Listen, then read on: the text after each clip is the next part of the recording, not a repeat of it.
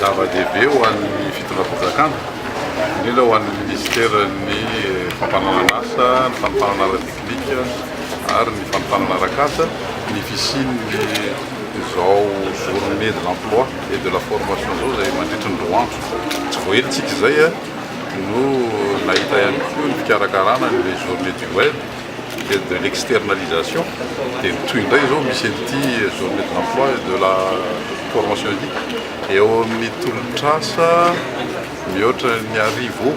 ny tolotrasa zay hita ato anatin'ity journée de l'emploi et de la formation karakarainy ny MRH-tika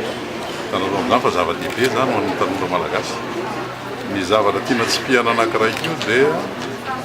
hoe zany tolotrasa zany miezaka atao eto amin'ny firenentsika dia mba hanana ny tanora malagasy asa mendrika ny emploi décent zany ka mandeha tsara ao amin'izay lalan'izay zao fanomezana fanaovana fikarakarana journée ohatran'izao mandritry ny roa andro hanomezana zany tolotrasa zany. Efa eo mpamola-volana ary efa manao ny famaranana mihitsy zao amin'ny fitirakirana zany an'izay le politique nationale de l'emploi et de la formation zay. Izy io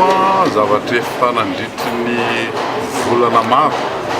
no niketriketrehana azy ary niarahana tamin'ireo mpiray miombina antoka zany na reo orinasa talena orinasa na fikambanan'ireo mpanana orinasa eto Madagasikara zany organisme patronaux na ireo mpandraharaha zany eo amin'ny sehatra ny fanofanana arakasa na ihany koa ny karazana les centres interface zany ohatran'ny zavatra hitantsika amin'izao fotoana zao etika izany fikirakirana zany dia mba ahafahantsika manana politique nationale de l'emploi et de la formation zay tsy ho ela dia ho atolotra ny gouvernement dia izy io ary ao anatin'izay politique nationale de l'emploi et de la formation zay no ametrahana na ny philosophie zany hitondrana an'izany fampananan'asa zany na nitondrana ihany io satria tsy maintsy misy zany ny fanavaozana ny rafi-pampianarana eo anivon'ny fampianarana teknika sy ny fanofanana arakasa mba hifandrindra amin'izay zany amin'ny tena tolotrasa misy eto amin'ny firenentsika.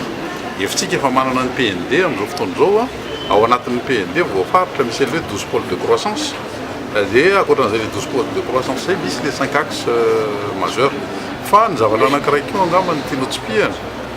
dia ao anivon'ny ministera ny fampananan'asa amin'izao fotoana izao sy ny fampianarana teknika ary ny fanofanana arakasa no mendraikitra ny mikasika an'ireo le asa any ivelan'ny firenena le emploi à l'étranger zany ary misy direction manokana mihitsy najoro tamin'ity taona ity isahana ny fitiliana an'ireny asa any ivelan'ireny dia ametraka ihany koa ireo le fombafomba rehetra entina manofana an'le tanora malagasy hiatrika an'izany asa any ivelany zany satria mila fanofanana zany asa any ivelany zany mba ho tena le asa mendrika ny tanora malagasy ny asa ho atrehany any ivelany any.